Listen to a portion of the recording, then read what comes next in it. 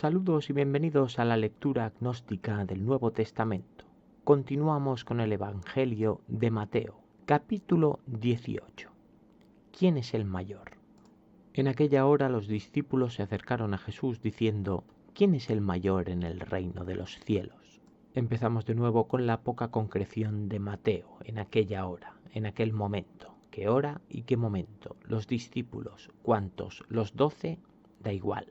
Quien sea se acerca a Jesús y le pregunta: ¿quién es el mayor del reino de los cielos? La respuesta evidentemente no puede referirse a Dios, puesto que Él es el mayor de todos los cielos. Por lo tanto, esta pregunta tiene otra intención, y llamando a un niño lo puso en medio de ellos. Por lo que parece, en aquella hora debe ser una hora en la cual aún se encuentran despiertos los niños para que puedan poner a uno en medio de ellos. Y dijo: de cierto os digo, si no fuerais transformados y llegarais a ser como niños, de ningún modo entraréis en el reino de los cielos.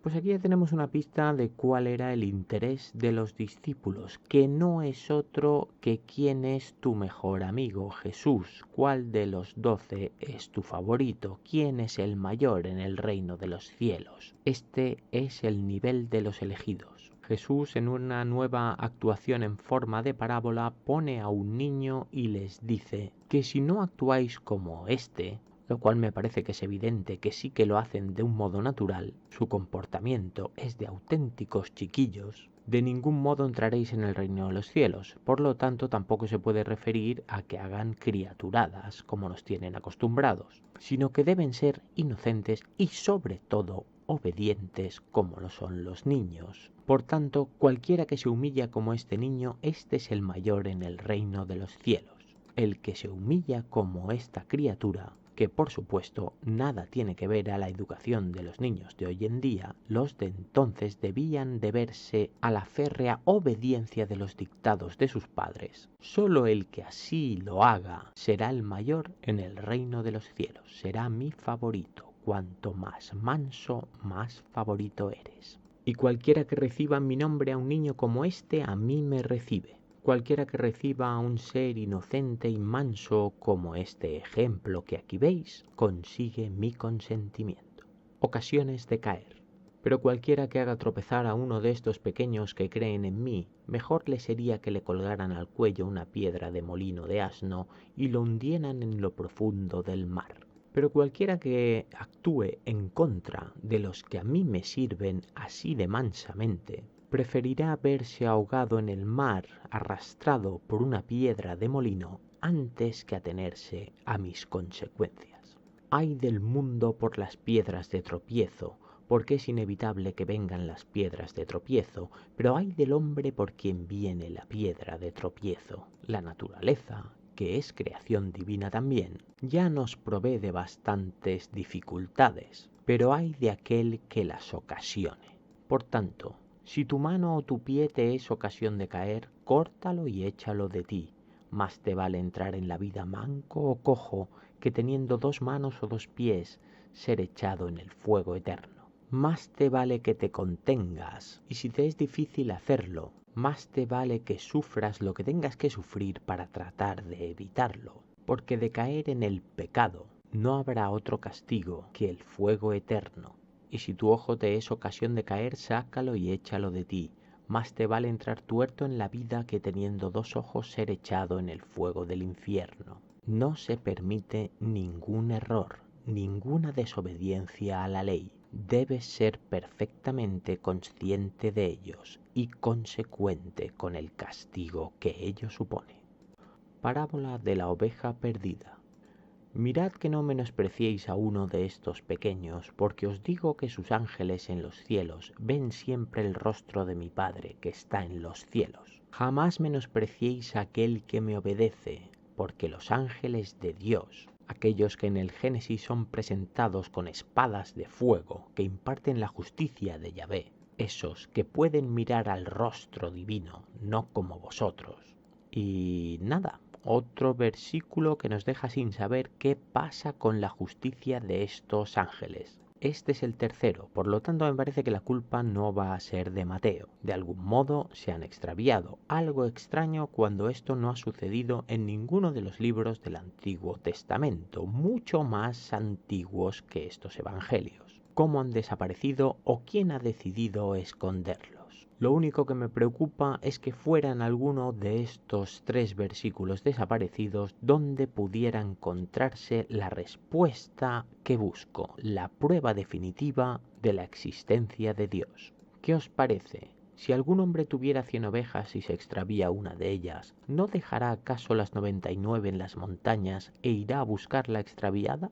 Bien, pues esta pregunta puede tener varias respuestas, depende. A priori sí, es lógico que intentemos buscar a ese animal extraviado, ya sea por una cuestión humanitaria, sensible, o ya sea porque el rebaño no sea nuestro y debamos rendir cuentas al propietario de esa oveja extraviada, cuyo castigo por ello en esos tiempos pues no querría imaginar.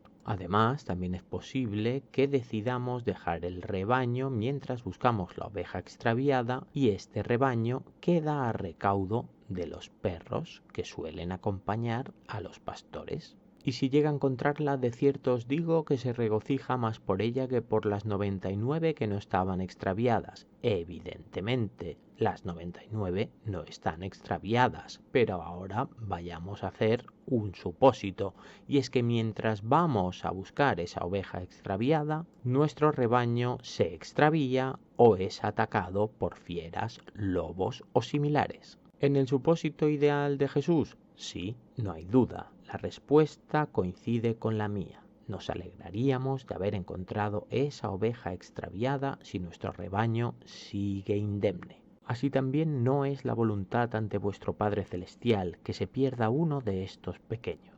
Evidentemente, nadie desea que se pierda nada. Cuanto más la voluntad de nuestro Padre Celestial representado aquí por Jesús, cuya intención es la de continuar sumando efectivos. Cuantos más, mejor.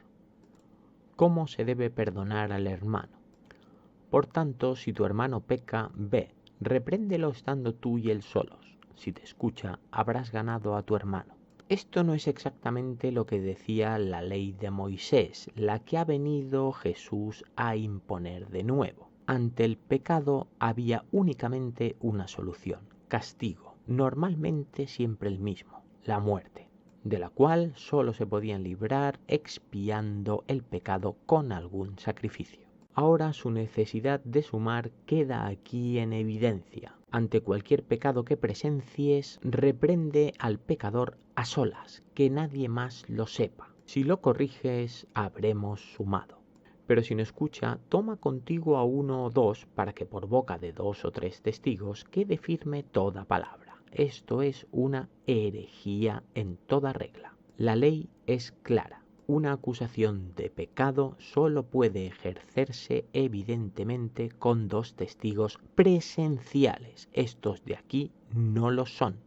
En la situación propuesta por Jesús, solo hemos visto nosotros a un hermano pecando, lo hemos reprendido a solas. Al no haber sido capaces de reconducirlo, Jesús nos dice que traicionemos el sentido de la ley, que busquemos entonces a posteriori 2 testigos. No pueden haberlo, estos estarían en esa reprimenda, la ley les obligaría a hacerlo. Así que estos actúan en falso testimonio. Y si los desoye a ellos, dilo a la iglesia, y si desoye a la iglesia, sea para ti como el gentil y el publicano. A Jesús no le importa en absoluto la obediencia a la ley de Dios. Lo único que le importa es su objetivo final, su propósito, sumar. Jesús no les dice a sus discípulos que entonces entreguen a este pecador al templo, sino a la iglesia, sus discípulos. La iglesia es aquello que fundará Pedro. A partir de ese momento, este pecador será para todos ellos como el gentil y el publicano, un enemigo. De cierto os digo que todo cuanto prohibáis en la tierra habrá sido prohibido en el cielo, y todo cuanto permitáis en la tierra habrá sido permitido en el cielo. La ley del cielo y la ley de la tierra no se diferencian en absoluto. No existe el paraíso divino. Lo que ocurre aquí ocurrirá allí durante toda la eternidad. Otra vez os digo que si dos de vosotros se ponen de acuerdo en la tierra acerca de cualquier cosa que pidan, les será hecha por mi Padre que está en los cielos. Su Padre que está en los cielos quiere que sume. Si conseguimos que alguien haga un acuerdo con nosotros mediante la ley, cualquier cosa que puedan llegar a pedir acorde con esta, les será concedida por Dios. Eso sí, seguramente se les concederá allí, en los cielos. Porque donde están 2 o 3 congregados en mi nombre, allí estoy yo en medio de ellos. Porque aquellos que me son fieles son de mi agrado, allí estoy yo. Dios, eso es lo que pretendo, sumar efectivos a mi causa. Acercándose entonces Pedro le dijo: Señor, ¿cuántas veces pecará mi hermano contra mí y lo perdonaré? ¿Hasta 7 veces? Ante la evidencia de algún pecado le reprenderemos, le corregiremos. Solo así seguirá siendo de los nuestros, sirviendo la causa de Jesús. Pero esto, ¿durante cuántas ocasiones podremos hacerlo? Jesús le dice: no te digo hasta 7 veces, sino hasta 70 veces 7. Y Jesús responde: las veces que haga falta. Vale más un reincidente en nuestras filas que un hombre menos. Los 2 deudores. Por esto, el reino de los cielos es semejante a cierto rey que quiso arreglar cuentas con sus siervos. Ahora Jesús parece que está a punto de describir lo que es el reino de los cielos a partir de una parábola, aquello que tanto le gusta. Y cuando comenzó a arreglarlas, le fue presentado uno que debía 10.000 talentos. El rey de esta fábula divina se encuentra haciendo inventario de sus tributos, de su tesoro. De repente le fue presentado, fue llevado a él uno que le debía una gran cantidad.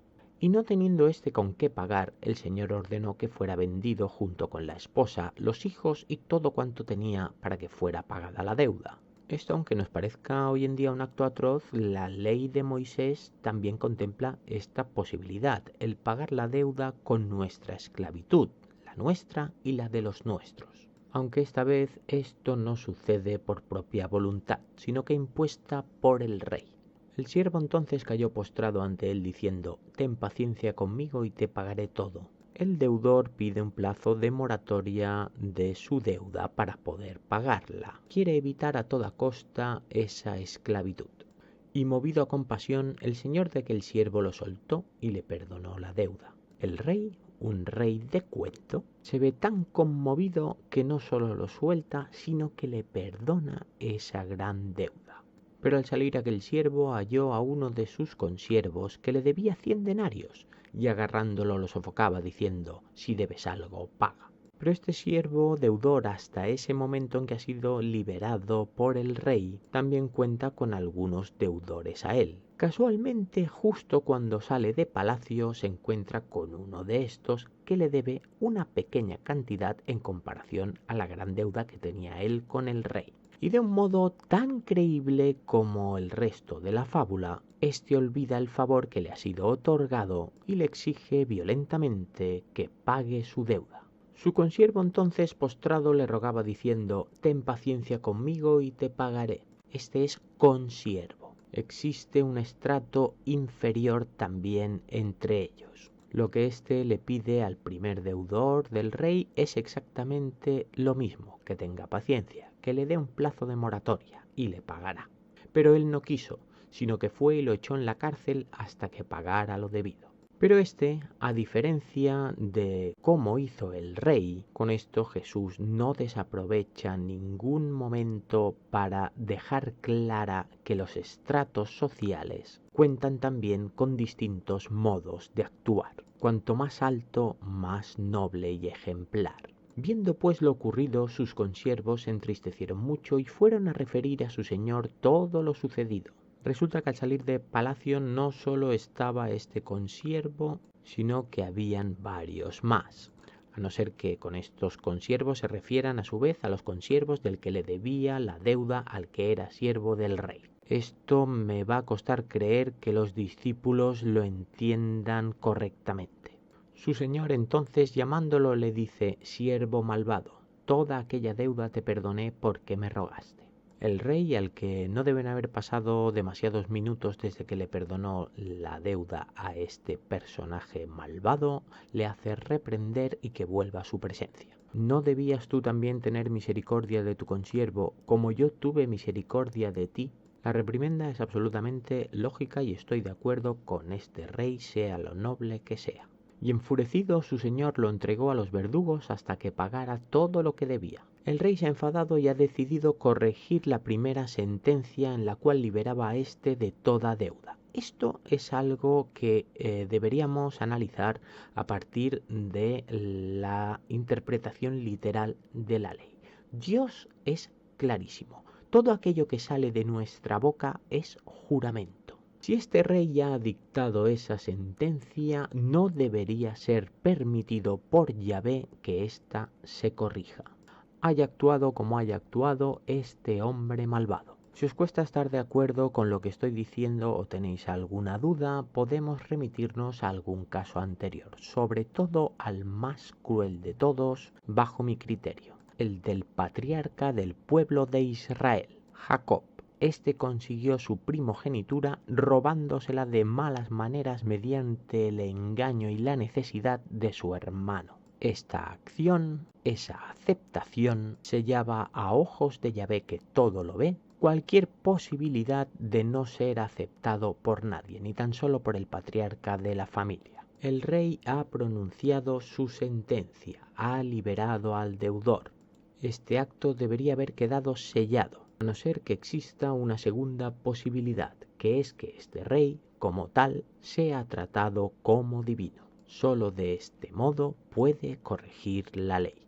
Así también os hará mi Padre Celestial si no perdonáis cada uno de corazón a su hermano. Curioso que hasta el momento de la transfiguración haya sido tratado siempre como el Hijo del Hombre y ahora ya su Padre es de los cielos. Este pide perdón para que vosotros perdonéis. De no actuar así, mi Padre Celestial actuará como el Rey, con una pequeña diferencia. Él no es Rey, es Yahvé, el Dios terrible del Antiguo Testamento.